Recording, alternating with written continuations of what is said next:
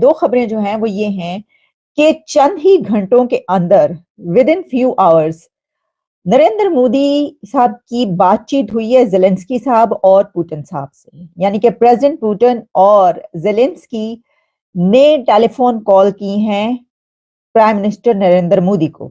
और जो उसमें सबसे बड़ी खूबसूरती है, बल्कि आज भी मैं तो हमेशा चीमा साहब इस चीज पे बिलीव करता हूं कि आप कोई अच्छी चीज खुद ना कर सके तो किसी अच्छी चीज की कॉपी कर लेनी चाहिए।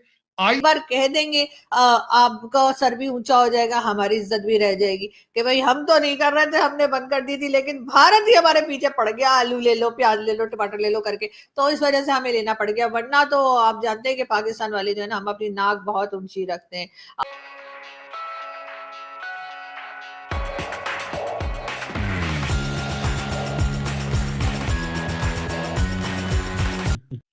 अब हुआ ये कि पहले उनकी बातचीत हुई, उनकी टॉक हुई प्रेसिडेंट पुतिन के साथ, और उस पे उन्होंने उनकी लैंडस्लाइड विक्ट्री पर उनको मुबारकबाद पेश की, और एक मरतबा फिर जो है हुकूमत बनाने पे उन्होंने कहा कि जनाब आपने जो है बड़ी आपको मुबारकबाद। मैं आपको बता देती हूँ, उन्होंने कहा अपनी ट्वीट में लिखा कि spoke with president Putin and congratulated him on his re-election as the president of the Russian Federation. We agreed to work together to further deepen and expand India-Russia special strategic partnership in the years ahead.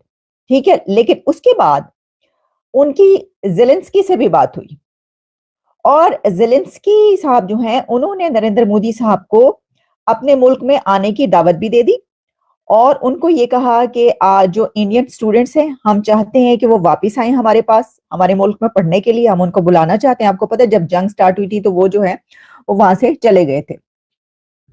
तो students, जाहिर है दुनिया की जब जंग वहां पे किसी मुल्क में स्टार्ट होती है तो स्टूडेंट फिर अपना बोरिया बिस्तर उनको बांधना ही पड़ता है, लेकिन फिर भी बहुत से रहते भी हैं। अच्छा, एक तो उन्होंने कहा कि इंडियन स्टूडेंट्स वापस आए, फिर उन्होंने कहा कि इलेक्शन के बाद आप हमारे मुल्क में तशरीफ लाएं, और फिर उन्होंने ये कहा कि आप जो हैं इसमें ये जो इस वक्त कॉन्फ्लिक्ट चल रहा है इसमें रोल प्ले करें, और प्राइम मिनिस्टर नरेंद्र मोदी ने दोनों लीडर्स को यानी कि पुतिन और जेलेंस्की को ये कहा है कि आप डायलॉग के जरिए और डिप्लोमेसी के जरिए ये जो कॉन्फ्लिक्ट चल रहे हैं इनको हल करने की कोशिश कीजिए।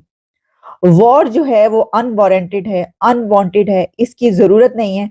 तो जंग को खत्म करें और टेबल पर आए, डायलॉग करें, और डिप्लोमेसी के थ्रू ये जो यूक्रेन और रशिया वॉर है इसको खत्म करें। ये बात हुई। अब आपको याद होगा हमने कुछ दिन पहले आपको एक खबर पहुंचाई थी कि अमेरिका की तरफ से ये कहा गया है कि जिस वक्त ये खबर कुछ आ रही थी कि प्रेसिडेंट पुतिन कहीं न्यूक्स इस्तेमाल ना करें, कुछ ये बात कह रहे थे ना बीबी खैर, वो कह रहे हैं कि जो वो ऐसे हथियार इस्तेमाल कर देंगे फिर कि बस फिर दुनिया जो है वो देखती की देखती रह जाएगी। तो उन हथियारों को इस्तेमाल ना करें ये कहलवाने के लिए अमेरिका की तरफ से टेलीफोन गया था और रिक्वेस्ट गई थी प्रेसिडेंट जो बाइडेन की नरेंद्र मोदी को कि जनाब आप ऐसा करें कि ये रशिया से बात कीजिए और इनसे कहिए कि इस तरह के हथियार इस्तेमाल ना करें। तो उसी वक्त जो है वो ये कहा गया था कि बल्कि इससे पहले से ही आपको याद होगा कि जिस वक्त ये अभी यूक्रेन और रशिया की वार स्टार्ट हुई थी तो कहा था कि कौन रुकवाएगा, तो कहा गया था कि सिर्फ एक ही इस वक्त लीडर है दुनिया में ऐसा बड़ा कि जो हर एक के साथ जिसके ताल्लुकात अच्छे हैं और वो हर एक को कुछ भी कह सकता है और सब उसकी बात मानते भी हैं और उसको बॉस बोलते हैं। तो उस वक्त भी मोदी साहब की तरफ से कहा गया था कि ये जंग का इरादा नहीं है। हालांकि बड़े क्लोज टाइज, मतलब रशिया को उस वक्त पुतिन को ये कह देना बड़ी बात थी। ये कोई ऐसा ही मुल्क और ऐसा ही लीडर कह सकता है जो इंडिपेंडेंट और जो अपने पांव पर खड़ा हो, जिसको पता हो कि मैं ये कहूंगा तो ठीक है, ओके। अगर रिलेशनशिप है तो दोनों का एक ही लेवल पर है ना, पार्टनरशिप है, ये तो कोई ऐसी थोड़ी है कि हम ये नहीं कह सकते, क्योंकि जंग से पूरी दुनिया ही मुतासिर है। तो इस वक्त ये कहा जा रहा है कि विद इन फ्यू आवर्स में उनके दो बड़े लीडर्स जो ऐसे हैं जिन्होंने उनको बार बार फोन किया, पहले फोन किया, फिर उसके बाद प्रेसिडेंट पुतिन ने जब ये देखा कि जेलेंस्की साहब जो हैं वो यानी कि कुछ होता है ना कि they are trying to attract Modi साहब के जनाब आप हमारी तरफ आ जाइए और इनको मना कीजिए, तो उसके साथ ही फिर पुतिन की तरफ से दोबारा नरेंद्र मोदी के साथ उनकी बातचीत हुई और उन्होंने कहा कि आप आइए हमारे मुल्क में, यानी उन्होंने भी अपने मुल्क में आने की दावत दे दी है। तो दो तरफ से उनके ये मुल्क के अंदर आने की जो है वो विजिट करने की दावतें मिल चुकी हैं, और इसकी वजह ये कि दोनों ये चाह रहे हैं कि हमारी बात सुने, साढ़े वाल वो कह रहे हैं साढ़े वाल हमारी बात सुने, आप उनकी बात क्या सुन रहे हैं।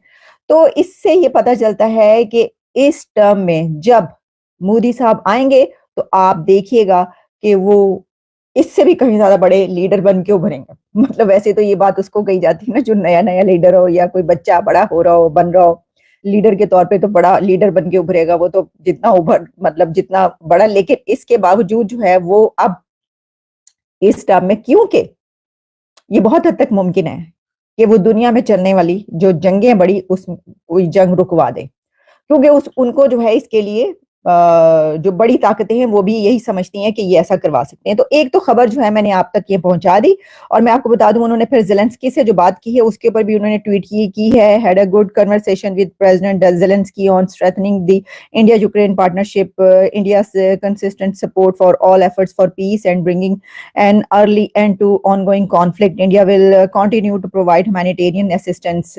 ये सारी बात उन्होंने की। Want to enforce in the future. IMF उनका बजट नहीं बनाता था, IMF आके उनकी इंस्पेक्शन नहीं करता था। मनमोहन सिंह, मिस्टर सिंह आलूवालिया और वाइस रेड्डी, इन्होंने तीनों ने मिलकर प्लान अपना खुद बनाया था IMF का, जो दिया गया था, और उसको कंटिन्यू किया नरसिम्हा राव के बाद वाजपेयी ने।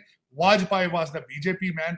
और जब मैं पढ़ रहा था तो उसमें उन्होंने डिफाइन किया कि बीजेपी को उन्होंने रिपब्लिकन पार्टी के साथ फ्री एंटरप्राइज और बिजनेस ओरिएंटेड उन्होंने, और रिपब्लिकन के साथ उन्होंने कंपेयर किया वर्सेस नेहरू को उन्होंने democrat as a democrat party उसकी कंपैरिजन किया। वंडरफुल कंपैरिजन जो मुझे आज इत्तेफाक हुआ है, मैं समझ रहा था कि मैं शेयर करूं। आज भारत की per capita income $2400 a month,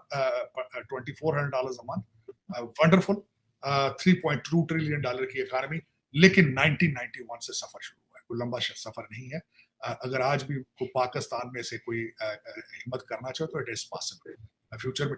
अब अगली जो बात जो चीमा साहब मुझे आज सबसे ज्यादा अफसोस हुआ है, अगले दिन मैंने ख्वाजा साहब ने असेंबली में स्पीच भी दी थी, सबसे ज्यादा अफसोस हुआ है वाकई इसमें ज़बीउल्लाह मुजाहिद साहब की बातें सारी गलत नहीं है, आपकी अपनी भी गलतियां मौजूद हैं। आज मुझे इत्तेफाक हुआ है कि अब्दुल्ला अचकज़ई एक अफगानी शहरी है जो कि आपकी आर्मी के अंदर कैप्टन थे। आपके कमीशन अफसर भी जो है वो 2 नंबर पाकिस्तानी पासपोर्ट बनाकर आपके कमीशन अफसर है। ये मेरे लिए एक हैरान की वाली बात थी, हैरान की।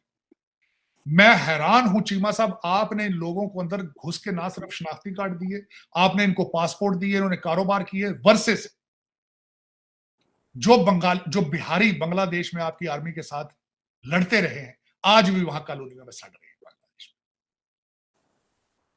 आप इस तरीके से कंट्री चला रहे हैं। वो बिहारियों की चौथी नस्ल है और पाकिस्तान के साथ वफादारी में आज भी वो झुलस रहे हैं, मारे जा रहे हैं, और आपने इनको घुसाया अंदर, और ये आपके पाकिस्तान के ऊपर कब्जे करके फिर रहे हैं। इस्लामाबाद में घुस के आपको मारते हैं, डाके मारते हैं, चोरियां करते हैं, शनाख्ती कार्ड बनाते हैं, अब आपके आर्मी अफसर भी हैं। किसको ब्लेम करेंगे आप?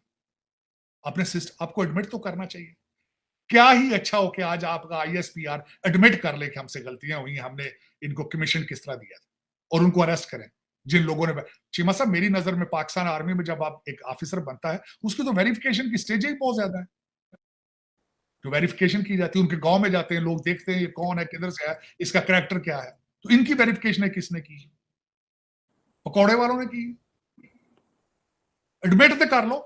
चीमा साहब मैंने अमेरिका में आके सीखा था, इस्लाह तब तक नहीं होती जब तक आप एडमिशन नहीं करते, एडमिट नहीं करते, आपका माइंड सेट उसको आगे चलता नहीं लेके। मैं मेहनत करूंगा कि अपनी गलती एडमिट करेंगे कि गलती हुई, हम आगे नहीं करेंगे, और इनको करार वाकई सजा दें। लेकिन चीमा साहब फिर इसमें क्या हो सकता है? फिर मेरा वतन अजीज है जहां पे इन चीजों पे किसी ने आज तक आगाज ही नहीं किया इस चीज।